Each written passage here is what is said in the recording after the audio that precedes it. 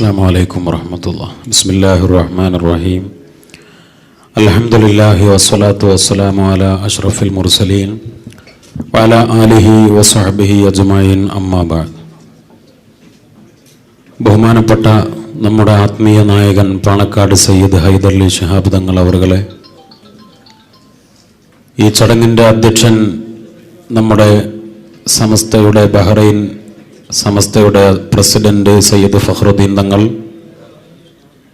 ഈ വേദിയെ ധന്യമാക്കുന്ന പ്രഗത്ഭരായ നമ്മുടെ നേതാക്കൾ, KMCCയുടെ പ്രസിഡന്റ് പ്രിയപ്പെട്ട ജലീൽ സാഹിബ്, പ്രിയപ്പെട്ട ജീപ്പാസ് ഹാഷിം സാഹിബ്, അഹമ്മദ് ഹാജി, സമസ്തയുടെ ഭാരവാഹികൾ പ്രിയപ്പെട്ട SM അബ്ദുൽ വാഹിദ്, ട്രഷറർ പ്രിയപ്പെട്ട VK കുഞ്ഞഹമ്മദ് ഹാജി, എൻ്റെ സഹപ്രവർത്തകൻ പ്രിയപ്പെട്ട ഫരീദ് റഹ്മാനി, സലാം ഫൈലി, നമ്മുടെ ഈ മദ്രസ സംവിധാനത്തിനും സമസ്തയുടെ പ്രവർത്തനങ്ങൾക്കും നേതൃത്വം നൽകുന്ന പ്രഗത്ഭരായ ഉസ്താദുമാരെ, ബഹ്റൈനിലെ വിവിധ മലയാളി സംഘടനകളെ പ്രതിനിധീകരിച്ച് വന്ന പ്രിയപ്പെട്ട നേതാക്കളെ, വളരെ ആവേശത്തോടെ നേരത്തെ തന്നെ നമ്മുടെ ഈ മദ്രസയുടെ ഉദ്ഘാടന പരിപാടി ഒരാഘോഷമായി ഏറ്റെടുത്ത് തടിച്ചുകൂടിയ ബഹ്റൈനിലെ പ്രിയപ്പെട്ട മലയാളി സുഹൃത്തുക്കളെ, സമസ്തയുടെ പ്രവർത്തകരെ, അള്ളാഹുവിൻ്റെ അപാരമായ അനുഗ്രഹം കൊണ്ട് വളരെ ചരിത്രപരമായ ഒരു മുഹൂർത്തത്തിന് സാക്ഷികളാവാൻ നമുക്കൊക്കെ അള്ളാഹു ഏറ്റവും വലിയ സൗഭാഗ്യമാണ് ചെയ്തത്. ബഹ്റൈനിലെ മലയാളി മുസ്ലിങ്ങളെ സംബന്ധിച്ച് 30 വർഷത്തിനപ്പുറമുള്ള ചരിത്രം നമ്മുടെ ഈ മഹത്തായ മദ്രസ സംവിധാനത്തിന് പറയാനുണ്ട്. അതിൻ്റെ അതിശക്തമായ വിജയത്തിൻ്റെ മനോഹരമായ ഒരു പൊൻതൂവലായി നമ്മുടെ അറബ് നേതാക്കളൊക്കെ ഇവിടെ അറിയിച്ചതുപോലെ വളരെ മനോഹരമായ അവരുടെ പ്രശംസകൾ ഏറ്റുവാങ്ങാൻ നമ്മുടെ ഈ സദസ്സിനും നമ്മുടെ സംസ്കാരത്തിനും സാധിച്ചു എന്നത് അല്ലാഹു സുബ്ഹാനഹു വ തആല നമുക്ക് ചെയ്ത ഏറ്റവും വലിയ ഒരു സൗഭാഗ്യമാണ്.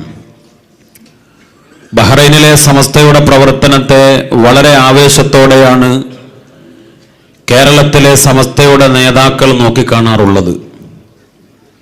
ബഹുമാനപ്പെട്ട തങ്ങൾ തന്നെ ഈ പരിപാടിയുടെ ഉദ്ഘാടനത്തിന് എത്തിച്ചേരുമ്പോൾ നമുക്കൊക്കെ അറിയാം, തങ്ങൾ വളരെ തിരക്ക് പിടിച്ച ഒരു സമയമാണ്. അത് സാമുദായികമായ പല വിഷയങ്ങളും, സമസ്ത കേരള ജംഇയ്യത്തുൽ ഉലമയുടെ പ്രവർത്തനങ്ങളും, അതോടൊപ്പം നമ്മുടെ രാജ്യം, നമ്മുടെ സംസ്ഥാനം ഇലക്ഷന്റെ തെരഞ്ഞെടുപ്പിന്റെ പടിവാതിൽക്കൽ എത്തി നിൽക്കുന്ന ഒരു ഘട്ടത്തിലൊക്കെയായി വിവിധ മേഖലകളിലെ വളരെ വലിയ തിരക്കുകൾക്കിടയിൽ ബഹുമാനപ്പെട്ട തങ്ങൾ ആവേശത്തോടെ നമ്മുടെ ഈ ക്ഷണം സ്വീകരിച്ച് എത്താൻ സന്തോഷം കാണിച്ചത് ബഹ്റൈനിലെ മലയാളി മുസ്ലിങ്ങളോട്, സമസ്തയുടെ പ്രവർത്തകരോടുള്ള വളരെ ആത്മാർത്ഥമായ ആ ഒരു ബന്ധമാണ്.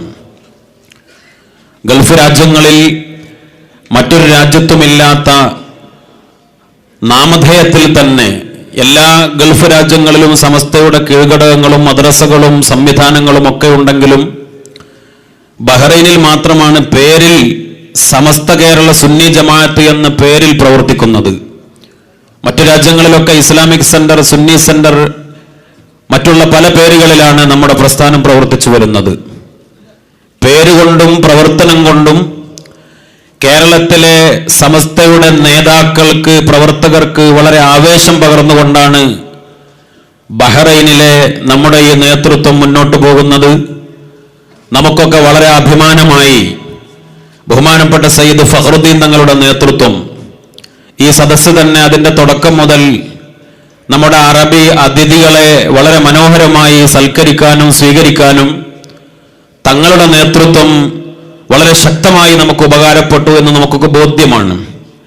തങ്ങളുടെ നേതൃത്വം, അതേപോലെ കുഞ്ഞഹമ്മദ് ഹാജി, അബ്ദുൽ വാഹിദ് തുടങ്ങിയ നമ്മുടെ നേതാക്കളുടെ, അവരോടൊപ്പം നിൽക്കുന്ന സഹപ്രവർത്തകർ, ഞാൻ ഓരോരുത്തരുടെയും പേര് പറയുന്നില്ല, വളരെയേറെ ബുദ്ധിപരമായും വളരെ കൃത്യതയോടുകൂടെയുള്ള കാൽവെപ്പുകൾ, അവരെ സഹായിക്കാൻ ബഹ്റൈനിലെ ധാരാളം സമ്പന്നരായ ആളുകൾ, അതോടൊപ്പം തന്നെ അതിനേക്കാൾ വളരെ ആവേശകരമായി ഞങ്ങൾക്കൊക്കെ എപ്പോഴും അനുഭവപ്പെട്ടിട്ടുള്ളത്, രാവും പകലും ഈ നേതാക്കൾക്ക് വളരെ അനുസരണയോടുകൂടെ ഏത് പാതിരാ സമയത്ത് എങ്ങോട്ട് വിളിച്ചാലും എത്തിച്ചേരാൻ തയ്യാറുള്ള ഒരു യുവനിര ബഹ്റൈൻ സമസ്തയുടെ കീഴിൽ വിവിധ ഏരിയകളിലുണ്ട്.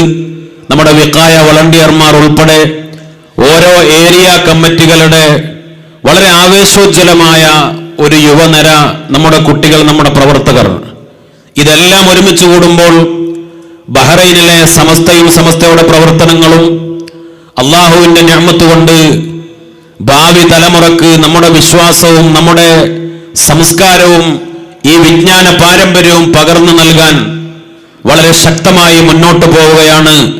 അല്ലാഹു സുബ്ഹാനഹു വ തആല എല്ലാവരുടെ പ്രവർത്തനങ്ങളും ഒരു സ്വാലിഹായ അമലായി കബൂൽ ചെയ്യട്ടെ.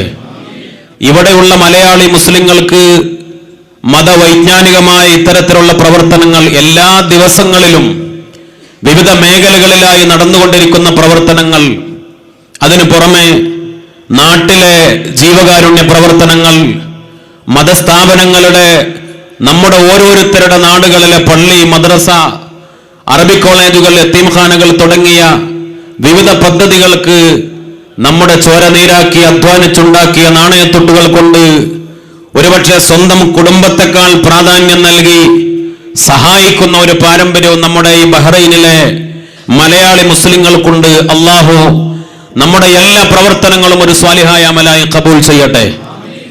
ഓരോരുത്തരും കടന്നു വരുമ്പോൾ നമ്മുടെ പ്രിയപ്പെട്ട സഹപ്രവർത്തകർ ഫരീദ് റഹ്മാനിയും സലാം ഫൈസിയും ഇവിടെ എത്തിച്ചേർന്നത് ആരാരുമില്ലാതെ ഉപേക്ഷിക്കപ്പെടുന്ന പാവപ്പെട്ടവർ, വൃദ്ധസദനങ്ങളിൽ അഭയം തേടി അന്ത്യനിമിഷങ്ങളിൽ ഒരുപക്ഷെ ഈമാൻ പോലും നഷ്ടപ്പെടുത്തി മറ്റു മതാചാരപ്രകാരം അവസാനം ജീവിക്കേണ്ടി വരുന്ന പാവങ്ങൾ, ഇസ്ലാമികമായ ചുറ്റുപാടിൽ അങ്ങനെയുള്ള പാവപ്പെട്ട രോഗികൾക്ക്, പ്രായമുള്ളവർക്ക് അഭയം നൽകാൻ കാളികാവിൽ നിർമ്മിക്കുന്ന ഹിമ കെയർ ഹോം എന്ന സ്ഥാപനം ബഹുമാനപ്പെട്ട തങ്ങൾ അതിന്റെ വിജയത്തിന് വേണ്ടിയാണ് അവസാനം പ്രത്യേകമായി ദുആ ചെയ്തത്. അള്ളാഹു അവരുടെ ആ പ്രവർത്തനങ്ങളൊക്കെ കബൂൽ ചെയ്യട്ടെ. സഹായിക്കുന്നവരെ ദുനിയാവിലും ആഖിറത്തിലും പടച്ച റബ്ബ് സഹായിക്കട്ടെ. നമ്മുടെ ഈ മനോഹരമായ സംവിധാനം കേരളത്തിലെ ഒരു വിശുദ്ധമായ പാരമ്പര്യം കാത്തു സൂക്ഷിച്ചുകൊണ്ട്, കേരളത്തിലെ മുസ്ലിം സമുദായത്തിന്റെ ഏറ്റവും വലിയ പ്രത്യേകത എന്താണ്? ഇവിടെ നമ്മുടെ അതിഥികൾ, നമ്മുടെ പ്രിയപ്പെട്ട ഖാളി ഉൾപ്പെടെയുള്ള ആളുകൾ ബഹ്റൈനിൽ വെച്ച് കേരളത്തിലെ മുസ്ലിം സമുദായത്തെ പരിചയപ്പെട്ടതും ഇന്ത്യയിൽ വന്ന് കേരളത്തിൽ വന്ന് നമ്മുടെ സംസ്കാരം ബോധ്യപ്പെട്ടതും നമ്മെ അറിയിച്ചു. എന്തുകൊണ്ടാണ് നമുക്ക് ഇങ്ങനെ ഒരു സംസ്കാരം നിലനിർത്താൻ സാധിച്ചത്? സൽസ്വഭാവവും പെരുമാറ്റവും മര്യാദകളും നമ്മുടെ കുഞ്ഞു മക്കൾക്ക് വളരെ ചെറുപ്പം മുതലേ പഠിപ്പിച്ച് ദീനിന്റെ വിശുദ്ധമായ ഒരു പാരമ്പര്യം, മഹാന്മാരായ മുൻഗാമികൾ, കേരളത്തിലേക്ക് ഇസ്ലാം വന്ന സാഹചര്യം തന്നെ മഹാന്മാരായ സ്വഹാബത്ത്, അള്ളാഹുവിന്റെ റസൂൽ സല്ലല്ലാഹു അലൈഹി വസല്ലമ തങ്ങളുടെ കാലഘട്ടത്തിൽ തന്നെ ദീനിയായ ദഅവത്ത് നടന്ന കൊച്ചു കേരളം, ഉത്തരേന്ത്യയിൽ ഇസ്ലാമികമായ ദഅവത്ത് നടക്കുന്നത് ഭരണാധികാരികളുടെ, മുസ്ലിം ഭരണാധികാരികളുടെ പ്രവർത്തനങ്ങളുടെ ഒരു പാർശ്വഫലമായിട്ടാണ്. മുഗളന്മാരും ഗോറിമാരും ഖിൽജിമാരും നവാബുമാരും ഉൾപ്പെടെ ഉത്തരേന്ത്യൻ സംസ്ഥാനങ്ങൾ, ഉത്തരേന്ത്യ ഭരണം നടത്തിയ 800 കൊല്ലത്തിലധികം ഭരണത്തിന്റെ ചരിത്രം, വളരെ അഭിമാനകരമായ ചരിത്രം ഇപ്പോഴും ഇന്ത്യയുടെ അടയാളങ്ങളായി സമർപ്പിക്കപ്പെടുന്ന മനോഹരമായ ചെങ്കോട്ടയും മനോഹരമായ കുത്തുബ് മിനാറും അതേപോലെ താജ്മഹലും ഒക്കെ ഉൾപ്പെടെ ഒരുപാട് ചരിത്ര കേന്ദ്രങ്ങൾ ഇന്ത്യയുടെ സിംബലുകളായി, ഇന്ത്യയുടെ അടയാളങ്ങളായി ലോകരാജ്യങ്ങളുടെ മുന്നിൽ സമർപ്പിക്കപ്പെടുന്ന ശില്പഭംഗിയുള്ള മനോഹരമായ കെട്ടിടങ്ങൾ മുഗൾ ഭരണാധികാരികൾ, മുസ്ലിം ഭരണാധികാരികളുടെ സംഭാവനകളാണ്. ഇന്ത്യയിലെ ആദ്യത്തെ പള്ളി, the first mosque in India, നമ്മുടെ കൊച്ചു കേരളത്തിലെ കൊടുങ്ങല്ലൂരിലെ ചേരമാൻ മസ്ജിദ്, ഡൽഹി ജുമാ മസ്ജിദിനെ പോലെ അല്ലെങ്കിൽ മറ്റു പല പള്ളികളെ പോലെ ശില്പഭംഗി കൊണ്ട് കൊടുങ്ങല്ലൂർ ചേരമാൻ മസ്ജിദിന് പ്രത്യേകതകളൊന്നുമില്ല.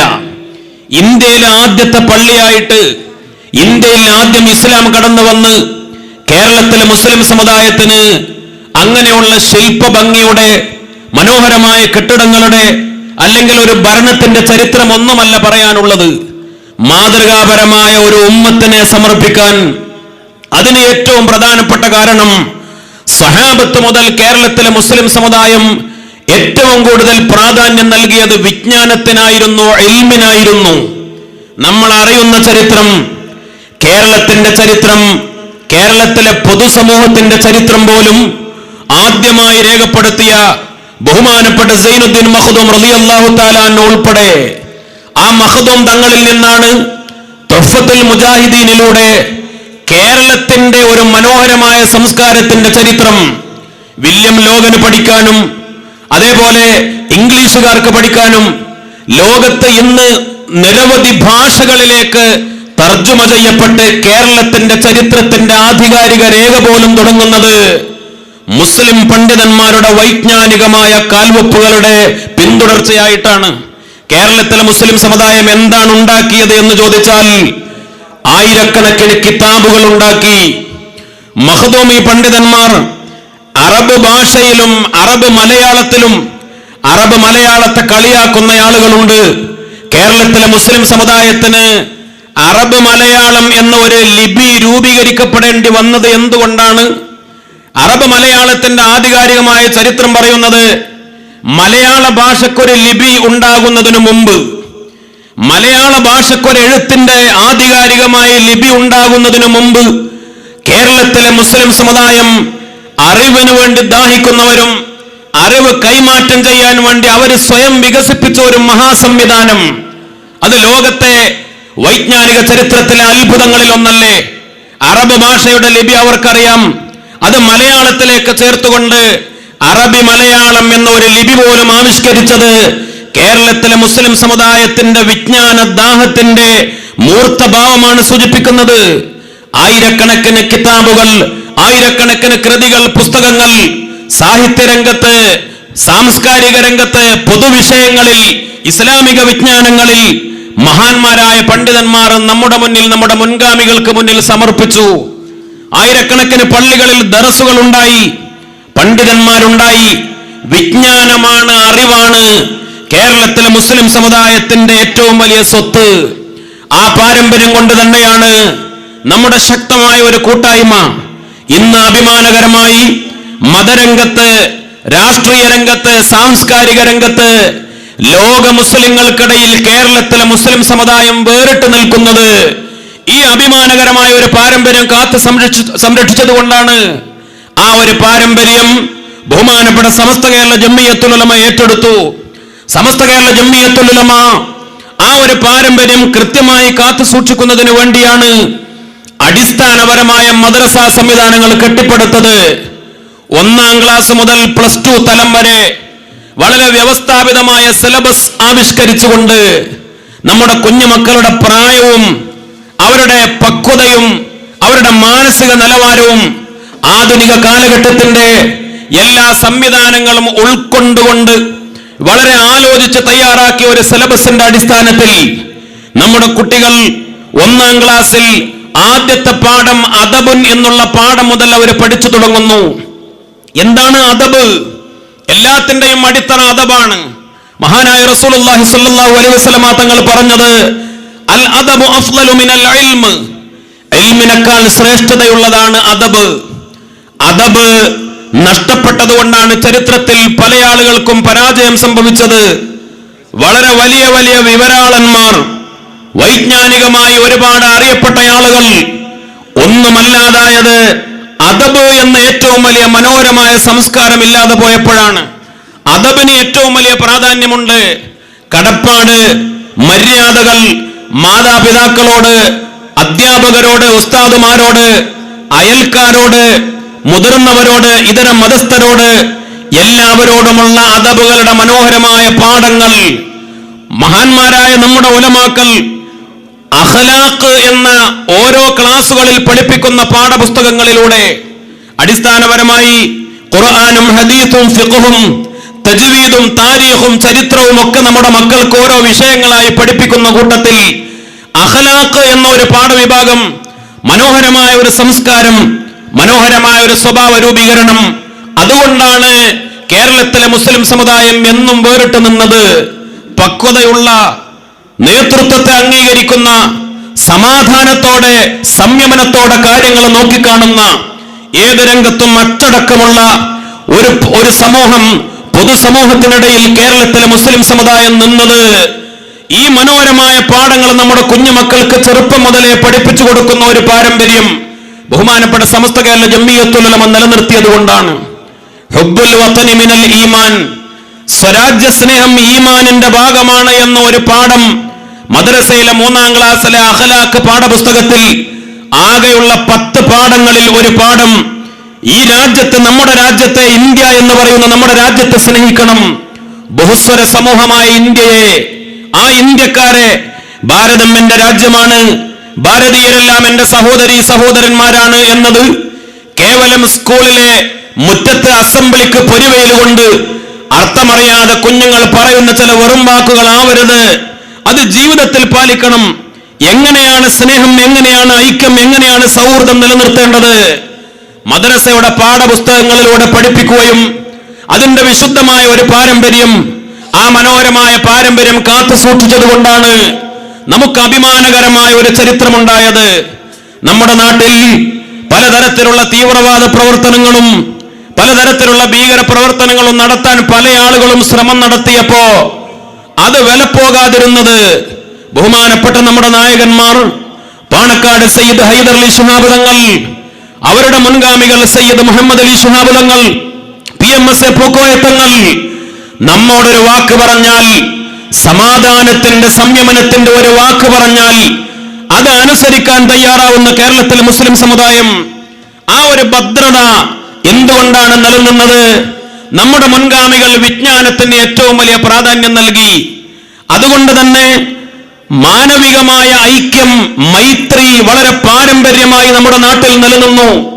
മാലിക് ഇബ്നു ദീനാർ റളിയല്ലാഹു തആല അൻഹു സ്വഹാബത്ത് കേരളത്തിലേക്ക് കടന്നു വന്നത് മുതൽ അവരെ 2 കൈയും നീട്ടി എന്തുകൊണ്ടാണ് നമ്മുടെ കൊച്ചു കേരളത്തിലെ ഹിന്ദു സഹോദരീ സഹോദരങ്ങൾ, നാട്ടുരാജാക്കന്മാർ സ്വീകരിച്ചത്?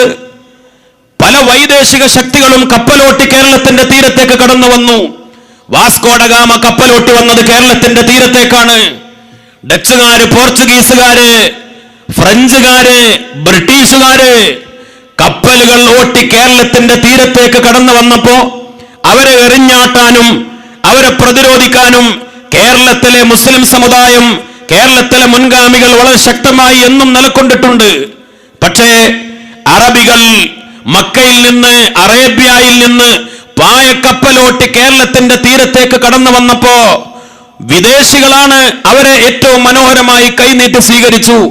നേരത്തെ കച്ചവട ആവശ്യാർത്ഥം അവരൊക്കെ വന്നിരുന്നുവെങ്കിലും ഒരു പേന, കത്തി പോലുമില്ലാതെ, ഒരു ആയുധത്തിന്റെ ഒരു ചെറിയ ചീള് പോലുമില്ലാതെ മഹാന്മാരായ സഹാബത്ത് കടന്നു വന്നത് ഈ രാജ്യത്തിന്റെ ഏറ്റവും വലിയ നന്മക്ക് വേണ്ടിയാണ് എന്ന തിരിച്ചറിവ് നമ്മുടെ നാട്ടിലെ മുൻഗാമികളായ നാട്ടുരാജാക്കന്മാർക്ക്, ഹിന്ദു സഹോദരീ സഹോദരന്മാർക്കുണ്ടായി. ആ സഹാബത്തിന്റെ സംസ്കാരം, അവരുടെ പെരുമാറ്റം, തൊട്ടുകൂടായ്മയും തീണ്ടിക്കൂടായ്മയും നിലനിന്ന കാലഘട്ടത്തിൽ, ജാതീയതയുടെ പേരിൽ കീഴാളന്മാരെ, പാവപ്പെട്ട മനുഷ്യരെ അകറ്റി നിർത്തിരുന്ന കാലഘട്ടത്തിൽ മഹാന്മാരായ സഹാബത്ത് ഈ നാട്ടിലെ, നമ്മുടെ നാട്ടിലെ ഹിന്ദുക്കൾക്കൊപ്പം ഒന്നിച്ചിരിക്കാനും പെരുമാറാനും ഭക്ഷണം കഴിക്കാനും ആ ഒരു സംസ്കാരം അന്ന് മുതൽ തുടങ്ങി നമ്മുടെ മുൻഗാമികൾ മുഴുവനും കാണിച്ചു തന്നത്. സമസ്ത കേരള ജംഇയ്യത്തുൽ ഉലമയുടെ സ്ഥാപകൻ ബഹുമാനപ്പെട്ട ബാലവി വരക്കൽ മുല്ലക്കോയ തങ്ങൾ, വരക്കൽ മുല്ലക്കോയ തങ്ങളുടെ 5ാമത്തെ തലമുറയിൽപ്പെട്ട ബഹുമാനപ്പെട്ട മഹാനായ സയ്യിദ് ഹാമിദ് ബാലവി തങ്ങൾ മക്കയിൽ നിന്ന് കോഴിക്കോട്ടെ പുതിയങ്ങാടിയിലേക്ക് കടൽ മാർഗം ആ പുതിയങ്ങാടി കടൽ തീരത്ത് വന്നിറങ്ങി. വരക്കൽ മുല്ലക്കോയ തങ്ങളുടെ കുടുംബ പരമ്പര തുടങ്ങുന്നത് അവിടെ മുതലാണ്. ബഹുമാനപ്പെട്ട ഹാമിദ് ബാലവി തങ്ങൾ കോഴിക്കോട്ടെ പുതിയങ്ങാടിയിൽ കടപ്പുറത്ത് സ്ഥാപിച്ച കടപ്പുറത്തെ പള്ളി, ആ കടപ്പുറത്തെ പള്ളി നിർമ്മിക്കാൻ ആ നാട്ടിലെ നാട്ടുരാജാവും അവിടുത്തെ ഹിന്ദു സഹോദരീ സഹോദരങ്ങളൊക്കെ ഏറ്റവും വലിയ സന്തോഷത്തോടെ സൗകര്യങ്ങൾ ചെയ്തു കൊടുത്തു. ആ കടപ്പുറത്തെ പള്ളിയുടെ ഒരു ചരിത്രം രേഖപ്പെടുത്തുന്നത്, എല്ലാ വർഷവും കടപ്പുറത്തെ പള്ളി കെട്ടിമേയാൻ ഓലമേഞ്ഞ പള്ളിയായിരുന്നു. കടപ്പുറത്തെ പള്ളിയുടെ ഓലമേയാൻ വേണ്ടി സാമൂതിരി രാജാവ് കൊട്ടാരത്തിൽ നിന്ന് നേരിട്ടാണ് ഓരോ വർഷവും അതിനുള്ള ഏറ്റവും മുന്തിയ ഓല കൊണ്ടുവന്നിരുന്നത്. അത് കടപ്പുറത്തെ പള്ളി പുതിയങ്ങാടിയിൽ ഒരു ആഘോഷമായിരുന്നു, ഒരു ഉത്സവമായിരുന്നു. എന്താണ്? രാജാവും പരിവാരങ്ങളും കൊട്ടാരത്തിൽ നിന്ന് എഴുന്നള്ളി വരുന്നത് കടപ്പുറത്തെ പള്ളിയുടെ ഓല കെട്ടിമേയാൻ. ആ പുത്തനോല കൊണ്ടുവരുന്നത് കൊട്ടാരത്തിൽ നിന്ന്. രാജാവാണ് ആ കർമ്മത്തിന് നേതൃത്വം നൽകുന്നത്. അത് മാത്രമല്ല, പഴയ ഓല, കടപ്പുറത്തെ പള്ളിയുടെ മുകളിൽ വിരിച്ച 1 കൊല്ലം പഴക്കമുള്ള പഴയ ഓല സാമൂതിരി രാജാവ് കൊട്ടാരത്തിലേക്ക് കൊണ്ടുപോകും.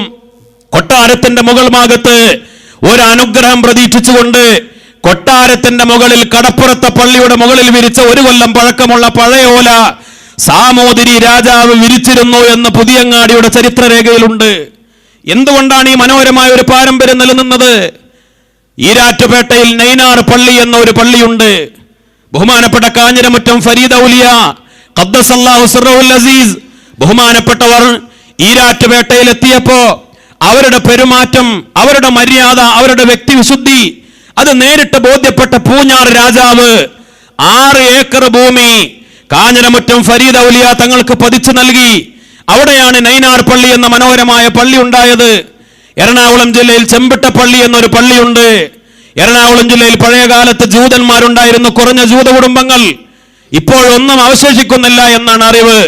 ബാക്കി ഉണ്ടായിരുന്നവർ ഇസ്രായേലിലേക്ക് കുടിയേറ്റം നടത്തി എന്ന് പറയപ്പെടുന്നു. അന്ന് ചെമ്പിട്ടപ്പള്ളി ബഹുമാനപ്പെട്ട സയ്യിദ് മുഹമ്മദ് മൗല അൽ ബുഖാരി റഹിമഹുല്ല മഹാനവറുകൾ ആ പള്ളി ഉണ്ടാക്കുമ്പോ ആ പള്ളിക്ക് ആവശ്യമായ മുഴുവൻ മരം മുഴുവൻ സംഭാവന ചെയ്തത് എറണാകുളം ജില്ലയിലെ ഒരു ജൂത സഹോദരനാണ് എന്ന് ചരിത്രരേഖയിലുണ്ട്.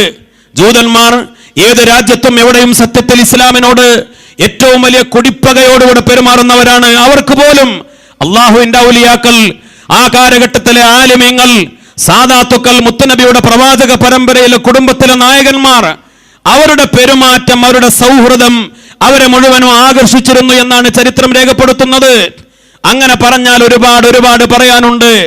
അയ്യപ്പസ്വാമിയുടെയും വാവരു വലിയുള്ളാഹിയുടെയും ചരിത്രം, ആ ബന്ധം, ആ ഒരു ആത്മീയ ബന്ധം. ബഹുമാനപ്പെട്ട കുഞ്ഞായി മുസ്ലിയാർ ഒരുപക്ഷെ ചരിത്രത്തിൽ രസിക ശിരോമണി എന്ന് പറയപ്പെടുകയും ഒരു ഹാസ്യ കഥാപാത്രമായി അവതരിപ്പിക്കപ്പെടുമ്പോഴും കുഞ്ഞായി മുസ്ലിയാർ വളരെ വലിയ ഒരു ആലിമായിരുന്നു. അള്ളാഹുവിന്റെ ഔലിയാക്കളിൽപ്പെട്ട ഒരു മഹാനായിരുന്നു. അവരുടെ ബഹുമാനപ്പെട്ട ആ കുഞ്ഞായി മുസ്ലിയാരും മങ്ങാട്ടച്ചനും തമ്മിലുള്ള ഏറ്റവും വലിയ സ്നേഹബന്ധം, അതിന്റെ അടിത്തറ ബഹുമാനപ്പെട്ട ശൈഖുന ശംസുൽ ഉലമ ഖദ്ദസല്ലാഹു സിർറഹുൽ അസീസ് സമസ്തയുടെ 60ാം വാർഷിക മഹാസമ്മേളനത്തിൽ പറഞ്ഞ മനോഹരമായ ഒരു വാക്കുണ്ട്. മതസൗഹാർദ്ദം നിലനിർത്താൻ ബഹുമാനപ്പെട്ട ഔലിയാക്കൾക്ക് മാത്രമേ സാധിച്ചിട്ടുള്ളൂ. മതസൗഹാർദ്ദം നിലനിർത്താൻ ലോക ചരിത്രത്തിൽ ഔലിയാക്കളാണ് മതസൗഹാർദ്ദം നിലനിർത്തിയത്. ഔലിയാക്കളുടെ വിശുദ്ധമായ പാരമ്പര്യമാണ്, സുന്നത്ത് ജമാഅത്തിന്റെ പാരമ്പര്യമാണ് സമസ്ത കേരള ജംഇയ്യത്തുൽ ഉലമ സ്വീകരിച്ചിട്ടുള്ളത്. കോഴിക്കോട്ടെ ചരിത്ര പ്രസിദ്ധമായ മാനാഞ്ചിറ, ആ മാനാഞ്ചിറയുടെ ചരിത്രം സയ്യിദ് ജിഫ്രി തങ്ങളാണ്. കോഴിക്കോട്ടുകാർക്ക് ഏത് കാലഘട്ടത്തിലും സമൃദ്ധമായി വെള്ളം കിട്ടുന്ന, ഇവിടെ വെള്ളം കിട്ടുമെന്ന മാനാഞ്ചിറയിൽ അവരുടെ കറാമത്ത് കൊണ്ട് ആ സ്ഥലം ചൂണ്ടിക്കാണിച്ചു കൊടുത്തത്. ബഹുമാനപ്പെട്ട ടിപ്പു സുൽത്താൻ അതിനു വേണ്ട മുഴുവൻ ചെലവ് ഏറ്റെടുത്തു. മാനവിക്രമൻ രാജാവ് അതിനുവേണ്ടിയുള്ള സ്ഥലം വിട്ടുകൊടുത്തു. ഈ പരസ്പര സ്നേഹത്തിന്റെ, സൗഹൃദത്തിന്റെ മനോഹരമായ അടയാളപ്പെടുത്തലാണ് കോഴിക്കോട്ടെ മാനാഞ്ചിറ. ആ ചരിത്രം ശംസുൽ ഉലമ 60ാം വാർഷിക സമ്മേളനത്തിൽ പ്രസംഗിച്ചിരുന്നു. നമ്മൾ വളരെ ഗൗരവത്തിൽ മനസ്സിലാക്കണം, നമ്മുടെ രാജ്യം, നമ്മുടെ കൊച്ചു കേരളം ഇന്ന് പോകുന്ന ഒരു പ്രത്യേകമായ സാഹചര്യം. ആ സാഹചര്യത്തിൽ ഈ മനോഹരമായ പാഠങ്ങൾക്ക്, ഏറ്റവും വലിയ ചരിത്ര ശകലങ്ങൾക്ക് പ്രസക്തിയുണ്ട്. അത് പഠിക്കുകയും പ്രചരിപ്പിക്കുകയും മനോഹരമായ നമ്മുടെ നേതൃത്വം വളരെ വിശുദ്ധമായ ഒരു പാരമ്പര്യം നിലനിർത്താൻ നമ്മോട് ആഹ്വാനം ചെയ്യുമ്പോൾ സമാധാനത്തോടെ, സംയമനത്തോടെ, പരിധി വിടാതെ, അത് അൽഹംദുലില്ലാഹ് ഏത് വിഷയത്തിലും നമ്മൾ ഏറ്റെടുത്തിട്ടുണ്ട്. പക്ഷേ ചില സ്വാർത്ഥ താല്പര്യങ്ങൾക്ക് വേണ്ടി, നിക്ഷിപ്ത താല്പര്യങ്ങൾക്ക് വേണ്ടി ചില ആളുകൾ നമ്മുടെ വികാരത്തെ ചൂഷണം ചെയ്യാൻ വേണ്ടി ശ്രമങ്ങൾ നടത്തിക്കൊണ്ടിരിക്കുകയാ. അത് എത്ര പ്രകോപനങ്ങൾ ഉണ്ടായാലും, എത്ര വലിയ പ്രലോഭനങ്ങൾ ഉണ്ടായാലും അതിൻ്റെ ഒക്കെ പിന്നിൽ ചില ദുശക്തികൾക്ക് ചില ചൂഷണത്തിന്റെ ലക്ഷ്യങ്ങളുണ്ട്, ചില താല്പര്യങ്ങളുണ്ട്. വർഗീയപരമായി ചേരിതരിവുണ്ടാക്കി മുസ്ലിം സമുദായത്തെയും അമുസ്ലിങ്ങളെയും തമ്മിലടിപ്പിച്ച് ചോര ഊറ്റിക്കുടിക്കാൻ ശ്രമിക്കുന്ന ചില ദുശക്തികൾ പലപ്പോഴും ചരിത്രം അറിയാത്തത് കൊണ്ടല്ല, പ്രിയപ്പെട്ട ശ്രീനാരായണ ഗുരു, ബഹുമാനപ്പെട്ട കണിയാപുരം അബ്ദുൽ ഖാദിർ മസ്താൻ റഹിമഹുല്ല, കണിയാപുരത്തെ അബ്ദുൽ ഖാദിർ മസ്താൻ റഹിമഹുല്ല മഹാനവറുകളുടെ മഖബറ ശ്രീനാരായണ ഗുരു പലപ്പോഴും വന്ന് സന്ദർശിച്ചിരുന്നു എന്നാണ് ചരിത്രം രേഖപ്പെടുത്തുന്നത്. ശ്രീനാരായണ ഗുരുവിന്റെ പിന്മുറക്കാർ ഇപ്പോൾ ചെയ്തുകൊണ്ടിരിക്കുന്ന കാര്യങ്ങൾ എല്ലാവരുമല്ല, പക്ഷേ അതിന്റെ ഏറ്റവും വലിയ തലപ്പത്തുള്ള ആളുകൾ പോലും ഇന്ന് ചെയ്തുകൊണ്ടിരിക്കുന്ന കാര്യങ്ങൾ നമുക്കറിയാമല്ലോ. നമ്മുടെ കൊച്ചു കേരളത്തിന്റെ ചരിത്രം, മണപ്പാടൻ കുഞ്ഞഹമ്മദ് ഹാജി എന്ന പേരുള്ള ഒരു മുസ്ലിം പൗരപ്രമുഖനുണ്ടായിരുന്നു. അദ്ദേഹമാണ് കൊല്ലത്തെ SN കോളേജിന് 25 ഏക്കർ സ്ഥലം സൗജന്യമായി പതിച്ചു കൊടുത്തത്. ഒന്നും രണ്ടുമല്ല, 25 ഏക്കർ ഭൂമി ശ്രീനാരായണ ട്രസ്റ്റിന് SNDPയുടെ നേതൃത്വത്തിൽ കൊല്ലം SN കോളേജിന് വേണ്ടി 25 ഏക്കർ സ്ഥലം. അപ്രകാരം തന്നെ ചങ്ങനാശ്ശേരിയിലെ NSSന്റെ ആസ്ഥാനത്തിന് വേണ്ടി ഈ മണപ്പാടൻ കുഞ്ഞഹമ്മദ് ഹാജി 25 ഏക്കർ സ്ഥലം നൽകിയിട്ടുണ്ട്. ഏറിയാട്ടെ ക്രിസ്ത്യൻ സഭയ്ക്ക് വേണ്ടി 25 ഏക്കർ കൊടുത്തിട്ടുണ്ട്. കാലടി ശ്രീശങ്കരാചാര്യ കോളേജിന് വേണ്ടി 25 ഏക്കർ സ്ഥലം കൊടുത്തിട്ടുണ്ട്. അദ്ദേഹം ഒരു സമസ്തയുടെ പ്രവർത്തകനായിട്ടോ അല്ലെങ്കിൽ ഒരു സുന്നത്ത് ജമാഅത്തിന്റെ മേലാളനായിട്ടോ അല്ല, മറിച്ച് നമ്മുടെ രാജ്യത്തിന്റെ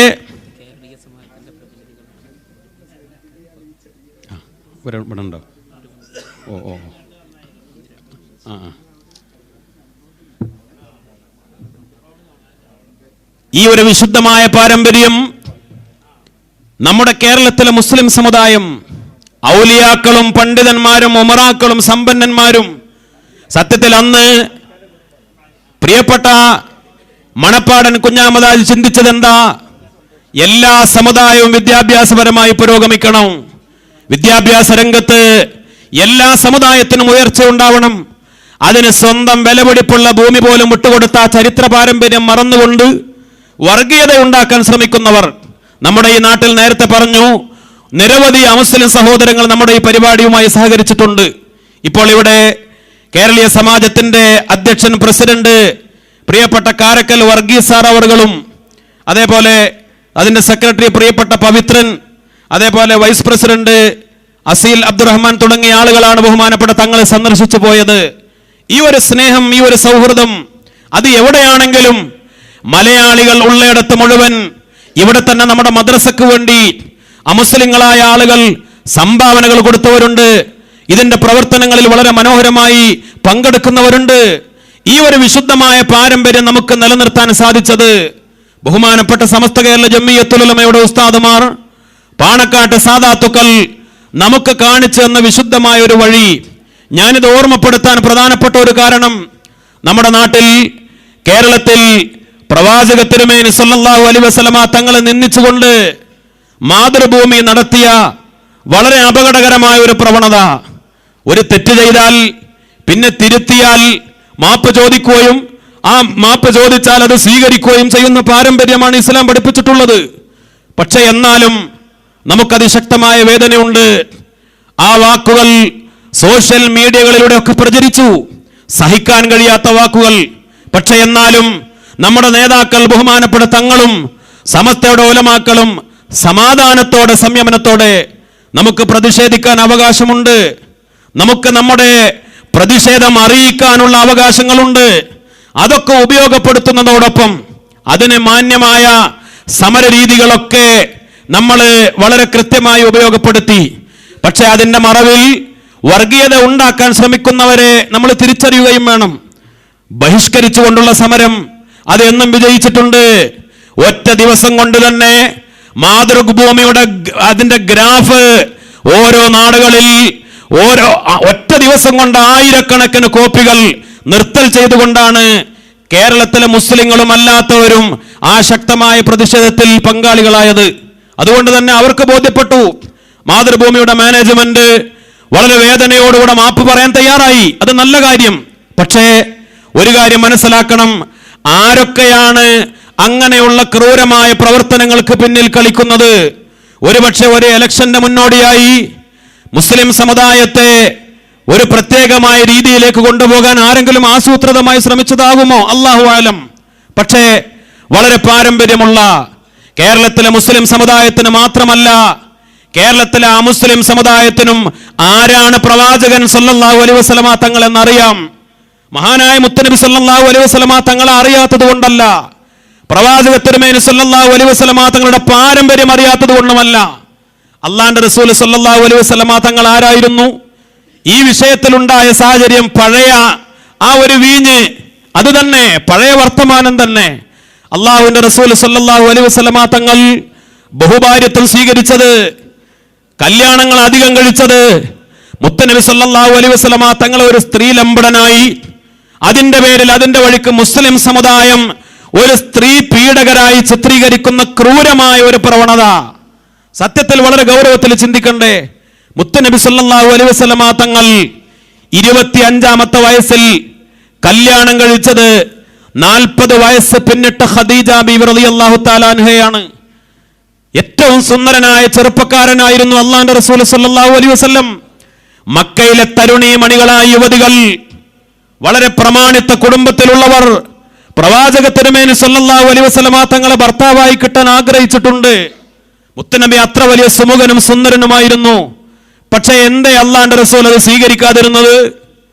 40 വയസ്സുള്ള ഖദീജ ബീവിയെ, ചെറുപ്പത്തിലെ ഉമ്മ മരണപ്പെട്ടു പോയ മുത്തനബി സല്ലല്ലാഹു അലൈഹി വസല്ലം ഒരു ഭാര്യ എന്ന ആ സ്ഥാനത്തിലും, അതോടൊപ്പം ഒരു മാതൃവാത്സല്യത്തിലും ഒരു ഉമ്മയുടെ സ്ഥാനത്തും ഈ സമുദായത്തിന് ഏറ്റവും ശക്തമായ തണലൊരുക്കാൻ ഖദീജ ബീവി റളിയല്ലാഹു തആലാനെ കല്യാണം കഴിക്കാൻ അത് രാജാതിരാജനായ റബ്ബിന്റെ തീരുമാനമായിരുന്നു. ഒരു സ്ത്രീ ലംബടനായിരുന്നെങ്കിൽ അങ്ങനെയാണോ കല്യാണം കഴിക്കുക? പിന്നെ ബഹുഭാര്യത്വം സ്വീകരിച്ചത് എപ്പോഴാ? എത്രയോ വർഷങ്ങൾ കഴിഞ്ഞ് അല്ലാഹുവിന്റെ റസൂൽ സല്ലല്ലാഹു അലൈഹി വസല്ലമ തങ്ങൾക്ക് 53 വയസ്സ് പിന്നിട്ട കാലഘട്ടത്തിലാണ് രണ്ടാമത്തെ കല്യാണം മഹദിയായ സൗദാ ബീവി റളിയല്ലാഹു തആല അൻഹ. സൗദാ ബീവിക്ക് അന്ന് ഏറെക്കുറെ 60 വയസ്സ് പ്രായമുണ്ടായിരുന്നു. അല്ലാഹുവിന്റെ റസൂൽ സല്ലല്ലാഹു അലൈഹി വസല്ലമ തങ്ങൾ പിന്നെ ബഹുഭാര്യത്വം സ്വീകരിച്ചത് ഓരോ അനിവാര്യമായ ഘട്ടത്തിലും ഇസ്ലാമികമായ ശരീഅത്തിന്റെ അനുവദനീയമായ നിയമങ്ങൾ ഈ മുസ്ലിം സമുദായത്തെ പഠിപ്പിക്കാനും ഒക്കെയായിരുന്നു. ഇൻഷാ അല്ലാഹ് ബഹുമാനപ്പെട്ട തങ്ങൾ വിശ്രമിക്കാൻ വേണ്ടി പോവുകയാണ്. പുറത്തേക്ക് പോകുന്നില്ല, തൽക്കാലം ഒരു വിശ്രമത്തിന് പോവുകയാണ്. എല്ലാവരും അവിടെ ഇരിക്കണം. നമുക്ക് വളരെ പെട്ടെന്ന് തന്നെ നമ്മുടെ പരിപാടി അവസാനിപ്പിക്കുകയും ചെയ്യാം. അല്ലാഹു സുബ്ഹാനഹു വ തആല ഖബൂൽ ചെയ്യട്ടെ. അപ്പോൾ പ്രിയപ്പെട്ട സഹോദരന്മാരെ, ഞാൻ പറഞ്ഞു വന്നത്, അങ്ങനെയുള്ള മഹാനായ മുത്തനബി സല്ലല്ലാഹു അലൈഹി വസല്ലമ തങ്ങൾ അല്ലാഹുവിന്റെ റസൂലിന്റെ ജീവിത കാലഘട്ടത്തിൽ ഒരു കന്യക എന്നുള്ള നിലയിൽ കല്യാണം കഴിച്ചത് ആയിഷ ബീവി റളിയല്ലാഹു തആല അൻഹയെ മാത്രമാണ്.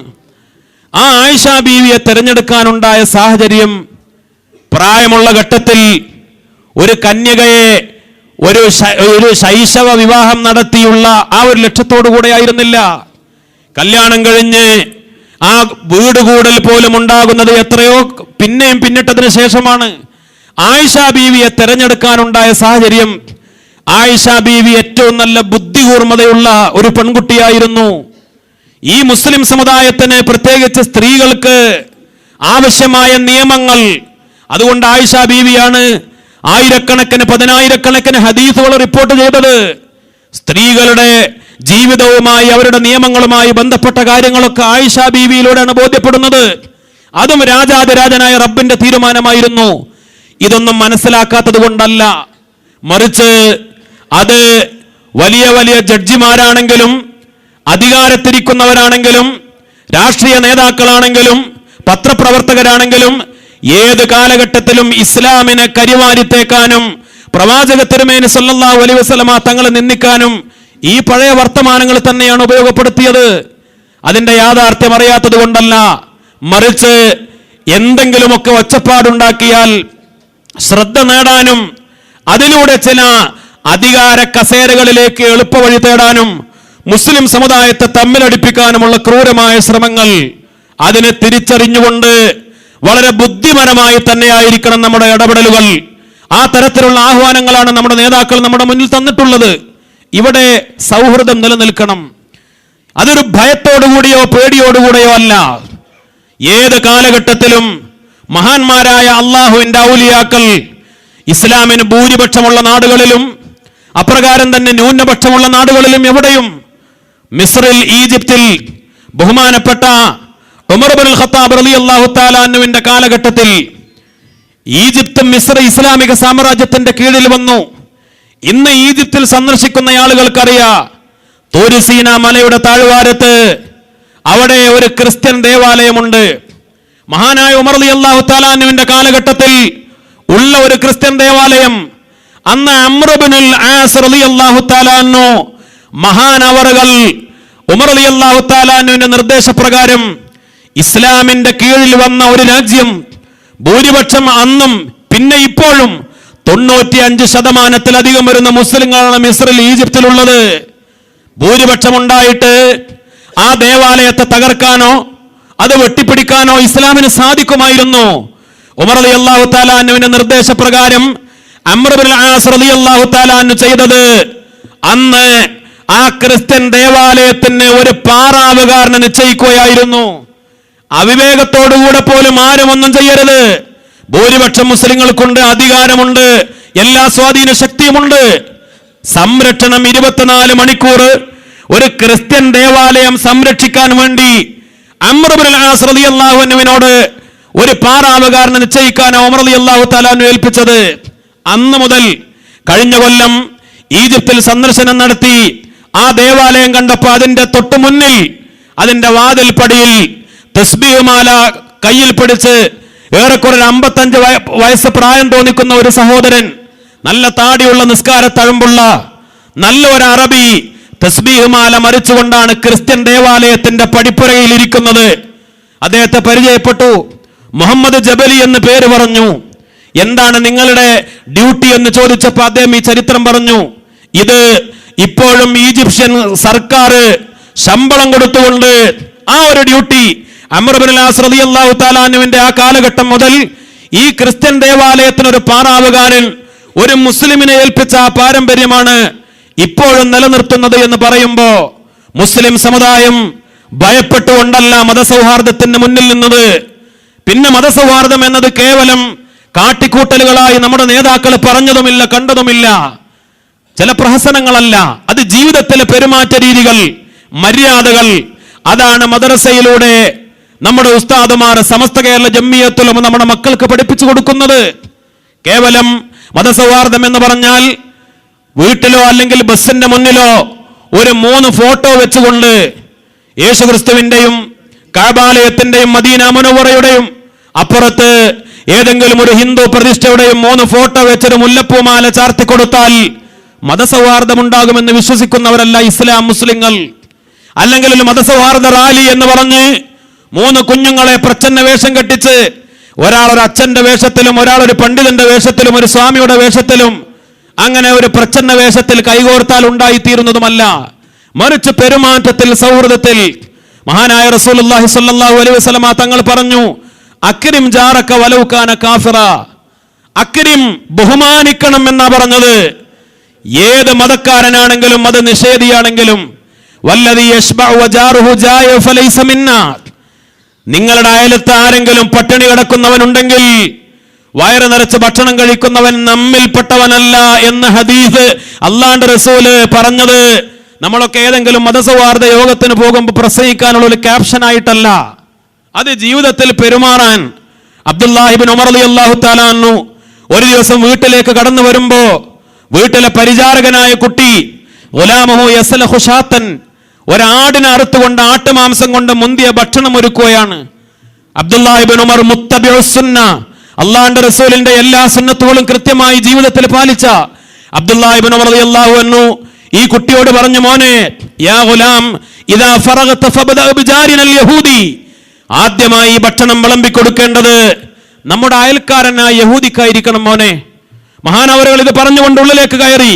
ഒരല്പനേരം കഴിഞ്ഞ് പിന്നെയും പുറത്തു വന്നു, മോനെ മറന്നു പോകണ്ട, ഇദാ ഫറഗത ഫബ്ദഅ ബിജാരിനൽ യഹൂദി. ആദ്യം നമ്മുടെ വീട്ടിലെ കുഞ്ഞുമക്കൾ കൊതിയോടെ കാത്തിരിക്കുന്ന കുട്ടികൾക്ക് പോലും ഈ മുന്തിയ ഭക്ഷണം കൊടുക്കുന്നതിന് മുമ്പ് നമ്മുടെ അയൽക്കാരൻ യഹൂദിക്ക് കൊടുക്കണമെന്നാണ് ബഹുമാനപ്പെട്ട അബ്ദുല്ലാഹി ഇബ്നു ഉമർ റളിയല്ലാഹു തആല എന്ന് പറഞ്ഞത്. ഈ ഒരു മനോഹരമായ പാരമ്പര്യം ജീവിതത്തിൽ പാലിച്ചുകൊണ്ട് മുസ്ലിം സമുദായം എന്നും കാത്തു സൂക്ഷിച്ചു. അതുകൊണ്ടാണ് നമ്മുടെ മുൻഗാമികൾക്ക് ഏറ്റവും വലിയ പാരമ്പര്യം നിലനിർത്താനായി സാധിച്ചത്. ഇത് എല്ലാവരോടും, മാതാപിതാക്കളോട്, ഉസ്താദുമാരോട്, പൊതുസമൂഹത്തോട് ഇൻഷാ അല്ലാഹ് നാളെ നമുക്ക് കുടുംബ സംഗമം വരാനുള്ളത് കൊണ്ട് അതുമായി ബന്ധപ്പെട്ട വിഷയങ്ങളൊക്കെ നാളേക്ക് മാറ്റിവെക്കുകയാണ്. ഞാൻ കൂടുതൽ നീട്ടിക്കൊണ്ടു പോവുകയല്ല. ഇത് മനോഹരമായ ഒരു സംസ്കാരം. പ്രത്യേകിച്ച് രക്ഷിതാക്കളായ ആളുകൾ മനസ്സിലാക്കണം, നമ്മുടെ മദ്രസ വളരെ അഭിമാനകരമായി മുന്നോട്ട് പോകണം. ഈ ഒരു സംസ്കാരം 10ാം ക്ലാസ് വരെ 12ാം ക്ലാസ് വരെ പ്രത്യേകിച്ച് ഗൾഫിലുള്ള കുട്ടികളെ പഠിപ്പിക്കാനുള്ള സൗകര്യങ്ങൾ ഉപയോഗപ്പെടുത്താൻ നമുക്ക് ഏറ്റവും മനോഹരമായ ഒരു സംവിധാനമാണ് കൈവന്നിട്ടുള്ളത്. നമുക്ക് സമയമുണ്ട്, സൗകര്യമുണ്ട്, സമ്പത്തുണ്ട്. അത് വളരെ കൃത്യമായി നമുക്കും നമ്മുടെ മക്കൾക്കും ദുനിയാവിലും ആഖിറത്തിലും ഉപകാരപ്പെടുന്ന, ദുനിയാവ് വേണം, ജോലികൾ വേണം, പരീക്ഷകളിൽ വിജയിക്കണം, നമ്മുടെ മക്കൾ ഉന്നതമായ സ്ഥാനങ്ങളിലേക്ക് എത്തണം. പക്ഷെ അതോടൊപ്പം തന്നെ നമ്മോടുള്ള പെരുമാറ്റം എങ്ങനെയാണ് ഉമ്മയെ ബഹുമാനിക്കേണ്ടത്, ഉപ്പയെ ബഹുമാനിക്കേണ്ടത്, ദുനിയാവിലും ആഖിറത്തിലും അവരെ എങ്ങനെയാണ് തിരിച്ചറിയേണ്ടത്, ഈ വിശുദ്ധമായ വഴികൾ നമ്മുടെ മക്കൾ പഠിക്കണം. അതുകൊണ്ട് തന്നെ നമ്മുടെ ഈ അവസരം, നമ്മുടെ മദ്രസ, അതോടൊപ്പം റബ്ബിന്റെ വളരെ വലിയ നിഅമത്ത് കൊണ്ട് എല്ലാ ദിവസങ്ങളിലും വ്യത്യസ്തമായ പരിപാടികൾ ഇവിടെ നടന്നുകൊണ്ടിരിക്കുകയാണ്. ബഹ്റൈൻ സമസ്തയുടെ നേതൃത്വത്തിൽ മതവിജ്ഞാന സദസ്സുകൾ, ഖുർആൻ പഠന സംരംഭങ്ങൾ, കുടുംബയോഗങ്ങൾ, കുടുംബ ക്ലാസുകൾ, ആത്മീയ രംഗത്ത് ദിക്റിന്റെ മജ്ലിസുകൾ, സ്വലാത്തിന്റെ സദസ്സുകൾ, നമുക്കൊക്കെ ഏറ്റവും വലിയൊരു മുതൽക്കൂട്ടായി ഇൻഷാ അല്ലാഹ് അതൊക്കെ നമ്മൾ ഉപയോഗപ്പെടുത്തണം. മജ്ലിസുൻ നൂർ പോലെയുള്ള ആത്മീയ സദസ്സുകൾ, നമ്മുടെ നേതാക്കൾ എന്തൊക്കെയാണോ നമുക്ക് നൽകുന്നത് അതൊക്കെ ആവേശത്തോടുകൂടെ ഏറ്റെടുത്തുകൊണ്ട് നമുക്ക് വളരെ സമാധാനത്തോടെ, സന്തോഷത്തോടെ നമ്മുടെ ഈ പ്രവാസ ജീവിതം മുന്നോട്ട് കൊണ്ടുപോകാൻ ഈ സമസ്തയുടെ, ബഹ്റൈൻ സമസ്തയുടെ തണലിൽ നമുക്ക് സാധിക്കുന്നു. നമ്മെ സംബന്ധിച്ചിടത്തോളം പ്രത്യേകിച്ച് പ്രവാസത്തിന്റെ വിരഹവേദനയും നമ്മുടെ കുടുംബത്തെ വിട്ടുപിരിഞ്ഞുകൊണ്ടുള്ള ദുഃഖങ്ങളും സങ്കടങ്ങളും, വീട്ടിലെ നാട്ടിലെ കാര്യങ്ങൾ ആലോചിക്കുമ്പോഴുള്ള വേദനയുടെ, സങ്കടങ്ങളുടെ മാറാപ്പുകൾ ഇറക്കി വെക്കാനും റബ്ബിന്റെ മുന്നിൽ കൂട്ടമായി ദുആ ചെയ്യാനും ഒക്കെയുള്ള വളരെ മനോഹരമായ ഒരു അവസരമാണ് നമുക്ക് സമസ്ത എന്നത്. സമസ്ത നമ്മുടെ ആവേശമാണ്, സമസ്ത നമ്മുടെ അത്താണിയാണ്, സമസ്ത നമ്മുടെ ഊർജമാണ്, സമസ്ത നമ്മുടെ ധൈര്യമാണ്, സമസ്ത നമ്മുടെ അവലംബമാണ് ഇൻഷാ അല്ലാഹ്. അതുകൊണ്ട് തന്നെയാണ് വളരെ അകമഴിഞ്ഞുകൊണ്ട് വളരെ ആവേശത്തോടെ നമ്മളെല്ലാവരും സഹായിച്ചത്, സമ്പത്ത് നൽകിയത്, പ്രവർത്തിച്ചത്, ഉറക്കൊഴിച്ചത്. എല്ലാവർക്കും വേണ്ടി ബഹുമാനപ്പെട്ട തങ്ങൾ ദുആ ചെയ്തു. എത്രയോ ദിവസങ്ങളായി, ചില ദിവസം അരമണിക്കൂർ മാത്രം ഉറങ്ങിയവർ, അതേപോലെ വളരെ തീരെ ഉറങ്ങാത്ത ആളുകൾ, നമ്മുടെ പ്രവർത്തകർ ധാരാളമുണ്ട്, എനിക്കറിയാം. എത്രയോ ദിവസങ്ങളായി പരിപാടിക്ക് വേണ്ടി കഷ്ടപ്പെട്ട് ഓടി നടക്കുന്നവർ. എല്ലാവർക്കും റബ്ബിൽ നിന്നുള്ള പ്രതിഫലം മാത്രമാണ് പ്രതീക്ഷ. അള്ളാഹുവിനോടുള്ള ദുആ, ബഹുമാനപ്പെട്ട തങ്ങൾ ദുആ ചെയ്തിട്ടുണ്ട്. ഇൻഷാ അല്ലാഹ് നമുക്ക് ഇനിയും ദുആ ചെയ്യാനുള്ള അവസരങ്ങളുണ്ട്. സമയം നമുക്ക് വളരെ പരിമിതമാണ്. നിങ്ങളുടെ ക്ഷമ പരീക്ഷിക്കുകയല്ല, ഞാൻ അവസാനിപ്പിക്കുകയാണ്. രാജാതിരാജനായ റബ്ബിന്റെ ഏറ്റവും വലിയ നിഅമത്ത് കൊണ്ട് വളരെ സന്തോഷത്തോടുകൂടെ നമ്മുടെ ഈ പരിപാടി അവസാനിക്കുമ്പോൾ അഭിമാനത്തോടുകൂടെ നമുക്ക് പറയാനായി കഴിയുന്നത്, ഇൻഷാ അല്ലാഹ് സമസ്ത കേരള ജംഇയ്യത്തുൽ ഉലമ എന്ന മഹിതമായ പണ്ഡിത പ്രസ്ഥാനം വളരെ ഇസ്സത്തോടുകൂടെ ഇന്ന് എല്ലാവരും അംഗീകരിച്ചുകൊണ്ട്, നമുക്കറിയാമല്ലോ സമസ്തയുടെ വളർച്ച ഏറ്റവും വലിയ അത്ഭുതകരമായി, സമസ്തയുടെ ഈ നിലപാടും സമസ്തയുടെ ആശയങ്ങളും സമസ്ത നിലനിർത്തുന്ന വഴിയും അതിനെ കേരളത്തിലെ സമൂഹം, പൊതുസമൂഹം എല്ലാവരും അംഗീകരിച്ച ഒരു മഹാസംഭവമായിരുന്നു നമ്മുടെ ആലപ്പുഴയിലെ മഹാസമ്മേളനം. പടച്ചറബ് അതിന്റെ പ്രവർത്തകർക്കൊക്കെ അർഹമായ പ്രതിഫലം നൽകി അനുഗ്രഹിക്കട്ടെ. ബഹ്റൈനിലെ നിങ്ങൾ, നാട്ടിൽ ആ സമയത്തുള്ളവരുണ്ടായിരുന്നു. അതിനേക്കാൾ ആവേശത്തോടെ ആ പരിപാടി നെറ്റ് മുഖേനയും മറ്റ് സൗകര്യങ്ങളിലൂടെ നോക്കിക്കണ്ടവരുണ്ടായിരുന്നു. അൽഹംദുലില്ലാ, അതിനേക്കാൾ ബഹ്റൈനിലെ പ്രവർത്തകർ ആ മഹാസമ്മേളനത്തിന് വേണ്ടി സാമ്പത്തികമായി സഹായിച്ചവരുണ്ട്. അതോടൊപ്പം തന്നെ ബഹ്റൈന്റെ ഏറ്റവും വലിയ ഒരു ബന്ധം, നമ്മുടെ സമ്മേളനത്തിന്റെ ഉദ്ഘാടനം നിർവഹിച്ചത് നമ്മുടെ ഈ സ്റ്റേജിൽ വളരെ മനോഹരമായി നമ്മോട് അഭിസംബോധന ചെയ്ത നമ്മുടെ പ്രിയപ്പെട്ട ശരീഅത്ത് കോടതിയിലെ ഖാദി അദ്ദേഹമായിരുന്നു. വളരെ ആവേശകരമായ ഉദ്ഘാടന പ്രഭാഷണം. ബഹുമാനപ്പെട്ട തങ്ങളും കുഞ്ഞാമദാജിയും ഒക്കെ അവരുടെ കൂടെ അനുഗമിച്ചുകൊണ്ട് ആ പരിപാടിക്ക് നേതൃത്വം നൽകുകയും ചെയ്തു. ബഹ്റൈനിലെ സമസ്തയെ സംബന്ധിച്ചിടത്തോളം സമസ്തയുമായിട്ടുള്ള ആ ഒരു ബന്ധം, ആ ഒരു ബന്ധത്തിന്റെ ഒരു ഉദാഹരണം കൂടെയാണ് ആലപ്പുഴ സമ്മേളനത്തിലെ പ്രാതിനിധ്യം. അല്ലാഹു എല്ലാവിധേന സഹായിച്ചവർക്കും അർഹമായ പ്രതിഫലം നൽകി അനുഗ്രഹിക്കട്ടെ. ബഹുമാനപ്പെട്ട ശൈഖുന സൈനുൽ ഉലമ നമ്മുടെ യാത്രയായി. ഇൻഷാ അല്ലാഹ് നമുക്ക് മറ്റന്നാൾ വരുന്ന ആദർശ സെഷനിൽ ബഹുമാനപ്പെട്ട സൈനുൽ ഉലമയെ കുറിച്ച് പറയണം, അനുസ്മരിക്കണം എന്ന് മനസ്സിൽ മോഹിച്ചത് കൊണ്ടാണ് ഞാൻ ആ വിഷയത്തിലേക്ക് പ്രവേശിക്കാതിരുന്നത്. നമുക്കൊക്കെ ഒരുപാട് പാഠങ്ങൾ നമ്മുടെ മുന്നിൽ ആത്മീയമായും അതേപോലെ വൈജ്ഞാനികമായും സമ്മാനിച്ചുകൊണ്ട് സൈനുൽ ഉലമ നമ്മുടെ യാത്രയായി ഇൻഷാ അല്ലാഹ് ബഹുമാനപ്പെട്ട സൈനുൽ ഉലമയെ പ്രത്യേകമായി അനുസ്മരിക്കുകയും അവർക്ക് വേണ്ടി പ്രാർത്ഥന നടത്തുകയും ഒക്കെ നമ്മുടെ ഏറ്റവും വലിയ ബാധ്യതയാണ്. നാം ഓരോരുത്തരും ചെയ്തുകൊണ്ടിരിക്കുന്നു. റബ്ബിന്റെ നിഅമത്തുണ്ടെങ്കിൽ ഇൻഷാ അല്ലാഹ് മറ്റന്നാൾ നമുക്ക് ഒരുമിച്ച് കൂടുമ്പോൾ അത് വളരെ ആവേശത്തോടുകൂടെ നമുക്കത് നിർവഹിക്കണം. അല്ലാഹു തൗഫീഖ് നൽകി അനുഗ്രഹിക്കട്ടെ. മജ്ലിസുൻ നൂറും ആത്മീയ സംഗമവും ആദർശ സെഷനും ഒക്കെയാണ് മറ്റന്നാൾ നടക്കാനിരിക്കുന്നത്. നാളെ കുടുംബ സംഗമം, അതിലൊക്കെ നമ്മളൊക്കെ പങ്കെടുക്കേണ്ടതുണ്ട്. അതുകൊണ്ട് ഞാൻ ഇപ്പോൾ തൽക്കാലം അവസാനിപ്പിക്കുകയാണ്. അല്ലാഹു സുബ്ഹാനഹു വ തആല നമ്മുടെ എല്ലാ പ്രവർത്തനങ്ങളും ഒരു സ്വാലിഹായ അമലായി ഖബൂൽ ചെയ്യട്ടെ. വളരെ ആവേശത്തോടെ, വളരെ മനസ്സ് നിറഞ്ഞുകൊണ്ട്